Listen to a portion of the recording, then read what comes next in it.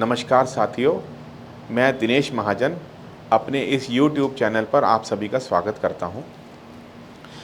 अपने पिछले एपिसोड में मैंने आपसे चर्चा करी थी कि कर्म के बंधन से किस प्रकार जो है मुक्ति प्राप्त की जा सकती है और ये मुक्ति के लिए हमें चाहिए क्या। इसके लिए हमें मेडिटेशन की ओर जाना पड़ेगा, ध्यान की ओर। तो ध्यान से हमें दो लाभ होंगे। एक तो हमें कर्म बंधन से मुक्ति मिलेगी, यानी हमारे कर्मों का खाता शून्य होगा, नया कर्म बंधन में हम पड़ेंगे नहीं। तो तब हमारा इस जन्म मरण के आवागमन से हमको मुक्ति मिलेगी। अब मुक्ति मिलना ही क्या एकमात्र उद्देश्य है?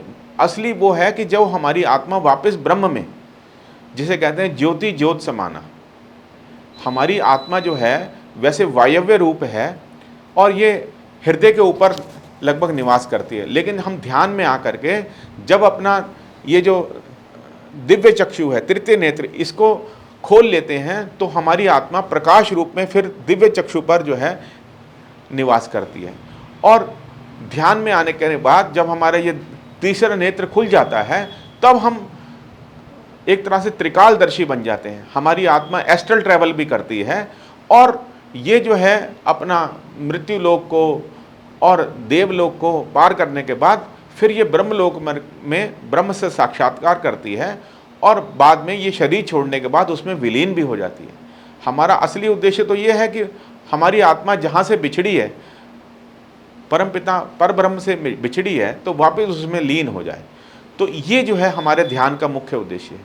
अब ये ध्यान के कारण एकाग्रता और ये सब चीज़ें तो इसके बाई प्रोडक्ट हैं, ये तो हमें आएंगे ही आएंगे। आपने देखा होगा कई बारी जो है माता पिता अपने बच्चों को कहते हैं भाई ध्यान से पढ़ाई करो, भाई ध्यान से गाड़ी चलाओ।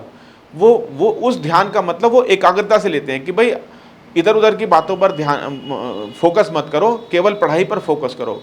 वो उसको एकाग्रता, उसको ध्यान का मतलब एकाग्रता होता है वो।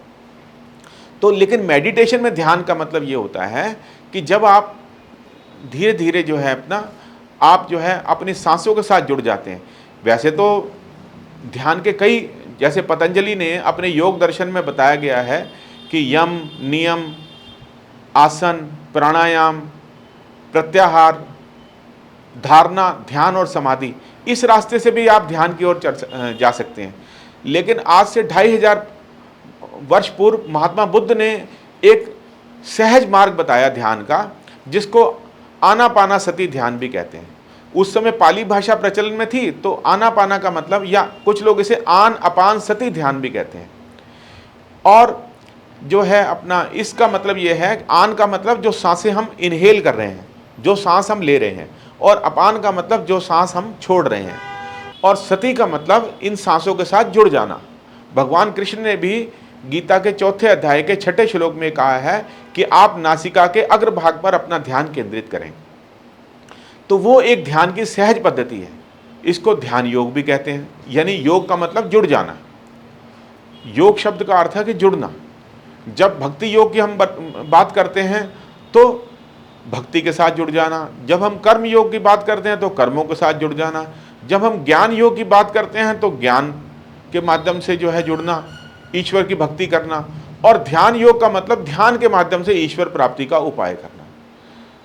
इस संसार में 2 प्रकार के लोग होते हैं। एक होते हैं इंट्रोवर्ट जो अंतर्मुखी, और एक होते हैं एक्सट्रोवर्ट जो बहिर्मुखी होते हैं। जो इंट्रोवर्ट होते हैं, जो बाहरी दुनिया के साथ ज़्यादा मिलना जुलना पसंद नहीं करते, वो ध्यान में जल्दी आने की उनकी संभावना रहती है, क्योंकि ध्यान जो है ये अंतर जगत की यात्रा है, अपने अंदर की यात्रा है। और ये जो है, जैसे मैंने आपको बताया 2500 वर्ष पूर्व भगवान बुद्ध ने ये इसको बताया सामान्य जन को। अभी इसको दोबारा पुनर्जीवित किया हमारे ब्रह्म ऋषि सुभाष पत्री जी ने, जिन्होंने PSSM नामक संस्था की स्थापना करी लगभग 1980 या 84 के आसपास। तो वहाँ इन्होंने इसको सर्वजन के लिए सुलभ किया, इसको दोबारा रिवाइव किया इस पद्धति को।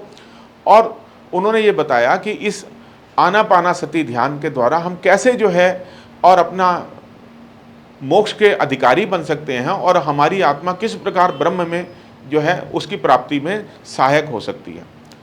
तो मैं, अगर आपको ये मेरा बात ठीक लगी हो, मेरा बात पसंद आई हो, तो इसके आगे आने वाले में एपिसोड के अंदर मैं ध्यान से जो भी हमको लाभ होने वाले हैं, जो जो प्रत्यक्ष लाभ होते हैं और जो अप्रत्यक्ष लाभ होते हैं, मैं उनके बारे में चर्चा करूंगा। तो आप बने रहिए हमारे साथ और इस चैनल को शेयर कीजिए, लाइक कीजिए और सब्सक्राइब कीजिए। और आप सबका बहुत बहुत धन्यवाद।